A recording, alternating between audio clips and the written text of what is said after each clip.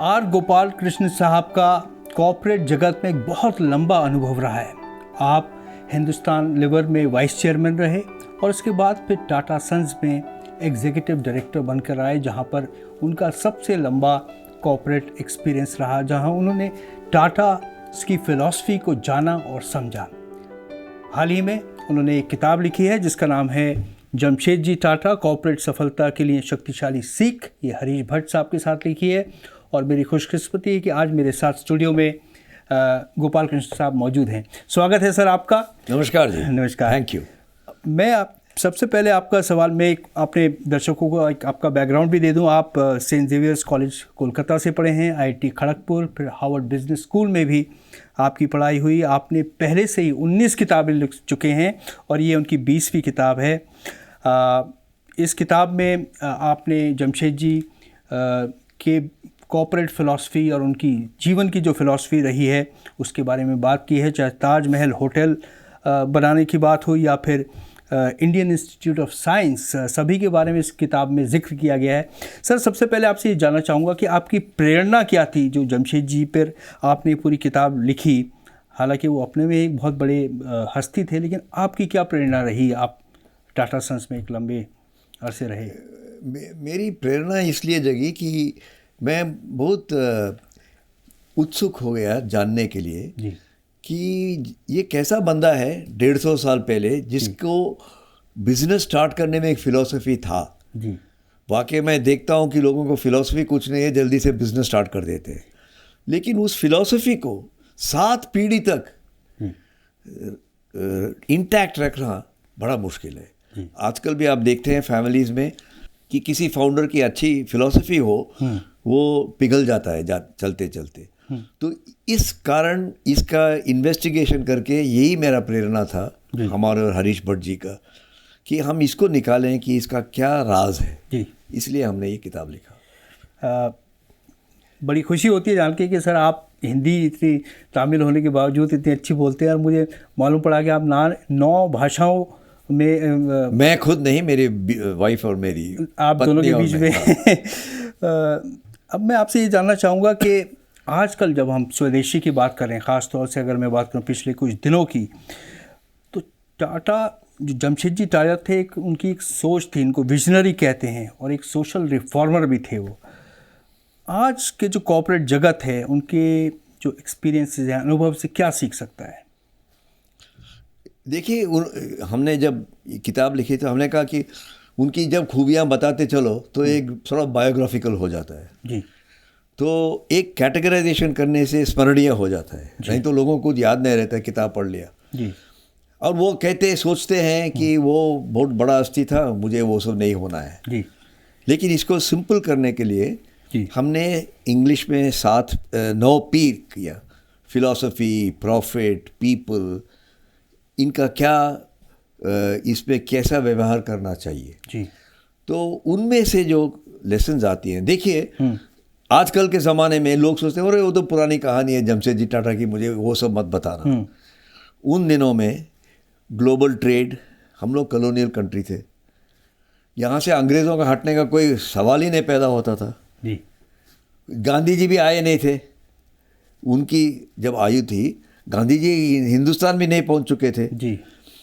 तो उन्होंने कहा कि हिंदुस्तान को कभी अपने पैर पे खड़ा होना है। आप फर्ज करो कि 1880 में कौन ऐसा सोचता था जी जी जी। तो उसको पहले आत्मनिर्भर होना चाहिए, तो मुझे स्टील प्लांट लगाना है जी। हम जब इकोनॉमिकली स्ट्रांग हो जाएंगे तब हम पॉलिटिकली स्ट्रांग हो सकते हैं जी। आज आप देखो वो सीक्रेट अभी भी वैलिड है जी जी। बिल्कुल, चाइना अभी इकोनॉमिकली स्ट्रांग है जी, तो वो पॉलिटिकली स्ट्रांग भी हो गया है। बिल्कुल, पिछले हम पीछे पड़े हैं जी, लेकिन हम भी आगे बढ़ते हैं जी। सो दिस फिलॉसफी, उन्होंने जो सोचा कि economic strength must come before political freedom, बहुत मजबूत फिलॉसफी है और आजकल भी वो जारी है जी। और ये बताएं कि उनकी जो छाप थी, जो जमशेदजी की एक छाप है जिसको बोलते हैं लेगेसी रही है, आज की जो कॉर्पोरेट वर्ल्ड में है उसका आप क्या असर देखते हैं? How is it relevant to the corporate world today? हम इसको भूलते जा रहे हैं, इसलिए बहुत रेलेवेंट है जी। क्योंकि एक बिजनेस स्टार्ट करना, व्यवसाय स्टार्ट करके ये समाज की भलाई के लिए है, देश की भलाई के लिए है जी। ये सोच तो बहुत कम लोग के पास है जी। और ख़ास तौर पे स्टार्टअप वर्ल्ड में जल्दी से पैसा कमा लो, 2-4 बंगला ले लो, वो बात होती ज़्यादा जी। और उसको ग्लोरीफाई भी करते हैं हम लोग जी। तो इनका जो लेगेसी है, जहाँ तक मुझे महसूस हुआ है, वो लेगेसी है कि व्यवसाय के माध्यम से आप देश की सेवा कर सकते हैं। जी। आमतौर पे आप पूछो, लोग बोलेंगे देश सेवा करना है तो फौज में भर्ती हो जाओ जी। या कोई सरकारी काम करो। मैं कहता हूँ व्यवसाय करके देश का सेवा हो सकता है। ये लेगेसी उन्होंने जो छोड़ा, ये सोच जो छोड़ा है उन्होंने, जी। जी। ये बहुत महत्वपूर्ण है और ये 300, 400, 500 साल के तक चल सकता है जी कि देश सेवा व्यवसाय से हो सकता है। जी। जमशेद जी की सर जो एक सोच थी जिसमें उन्होंने जो भारतीय जो हमारी ट्रेडिशन है और जो वेस्टर्न मॉडर्निटी है उसका एक संतुलन बनाया, तो क्या वो संतुलन आज की जो कंपनीज हैं वो भी बना सकती हैं क्या? ये आप उसको संतुलन बोलते हैं, हम बोलते हैं कि इमारत बनाया। Right. There is a difference. संतुलन means you mix them up. जो original cultural and spiritual bond है हिंदुस्तान की जी, उसको उन्होंने डिस्टर्ब नहीं किया है। जी। हमारी कहानियाँ, हमारी जो वैल्यूज़, ये सब इंटैक्ट हैं। जी। उसके ऊपर उन्होंने वेस्टर्न मॉडल लेके, जी। तो आप फ़र्ज़ करो कि ज़मीन हिंदुस्तान का है, जो बिल्डिंग बनी है वो फॉरेन मटेरियल के साथ बना है, तो वेस्ट से हमें कुछ सीखना है। जी। हमें इतना घमंड नहीं होना चाहिए कि हमको कुछ सीखना नहीं है। जी। तो एफिशिएंसी हमको वेस्ट से सीखा जी। और एफिशिएंसी को मेजर करके उसको इम्प्रूव करने के लिए हमने वेस्ट से सीखा है। जी। तो एक सॉर्ट ऑफ स्टैक हो गया है, जी। कल्चरल स्टैक, एफिशिएंसी स्टैक, और दोनों को मिला के जमशेद जी ने व्यवसाय बनाया और उसी को आजकल भी हम लोग कोशिश करते हैं जी कि कल्चरल स्टैक को छोड़ना नहीं। जी। कुछ सवाल सर मैं आपसे और पूछना चाहूँगा। आजकल जो यूएस टैरिफ को लेकर जो एक संकट पैदा हुआ है, इसका क्या रास्ता देखते हैं आप? इससे कैसे जूझा जा सकता है? देखिए, संकट तो आने ही है, हर इंसान को हर ज़िंदगी में संकट तो आने ही है। संकट आएगा तो कई लोग होते हैं उस पर सीधा टक्कर लगा लेते हैं जी। कई लोग बैठ के देखते हैं कि इसका क्या किया जाए, कई लोग पहले से ही हार जाते हैं जी। तो ये बीच वाला होना अच्छा है जी। क्यों? हर संकट को टक्कर नहीं लगाना है। हर संकट वो हम अरेबिया में थे ना जी, तो अरब में कहते थे जी, कुल्लु अक़दा व लयाहुल, जी, और हमने कहा इसका क्या मतलब है कुल्लु अक़दा व लयाहुल? तो बोला हर गांठ को खोलने का अलग अलग तरीका होता है जी, ऐसे खींचने से नहीं खुलेगा। चाहिए। और हमारे पास भी ज़िंदगी में, व्यवसाय में हर गांठ को खोलने का अलग तरीका होता है। बिल्कुल। और हम जिस तरीके से इसकी कोशिश कर रहे हैं, अभी खुला नहीं है गांठ, जी, मेरे ख्याल से सफलता का अच्छा मौका है। जी। और आजकल जो हमारे स्टार्टअप्स हैं, यूनिकॉर्न हैं जो चल रहे हैं, उनके लिए आपकी क्या एडवाइस होगी? आपका इतना लंबा डिस्टिंग्विश करियर रहा है कॉर्पोरेट वर्ल्ड में, उनके लिए आपकी क्या? आपने स्टार्टअप्स का जिक्र किया है तो मैं बड़े यंग पीपल मेरे सामने बैठे हैं, सोच रहा हूँ, और उनको मैं स्वामी विवेकानंद की बात करूँ तो बोलेंगे ये तो बुजुर्ग है, पुराने ज़माने का बात कर रहा है। लेकिन स्वामी विवेकानंद को यही सवाल पूछा था 1893 में शिकागो में। So he said 4 things that serve others before serving yourself. जी। 3 और हैं, मैं समय की वजह से जी संक्षिप्त रूप में कह रहा हूँ। जी। Serve others before serving yourself, जी। But the first thing is have self awareness. जी। आत्मबोध। हम लोग बिजनेस स्टार्ट कर देते हैं, आत्मबोध नहीं है कि हमको करना क्या है, मकसद क्या है। So I think self awareness and the attitude of serving others before yourself, यही मेरे तरफ से, ये मेरे करियर में मुझे हेल्प किया है। मैं दूसरों को भी, आपने पूछा तो मैं यही कहूँगा। और आज के जो कॉर्पोरेट लीडर्स हैं, क्योंकि आपका जो अनुभव रहा है उससे आप उनको क्या एडवाइस दे सकते हैं कि उनकी ग्रोथ के लिए, पर्सनल ग्रोथ के लिए क्या एक फॉर्मूला हो सकता है जो आप जिन बुलंदियों पे पहुँचे उस राह पे वो भी जा सकें?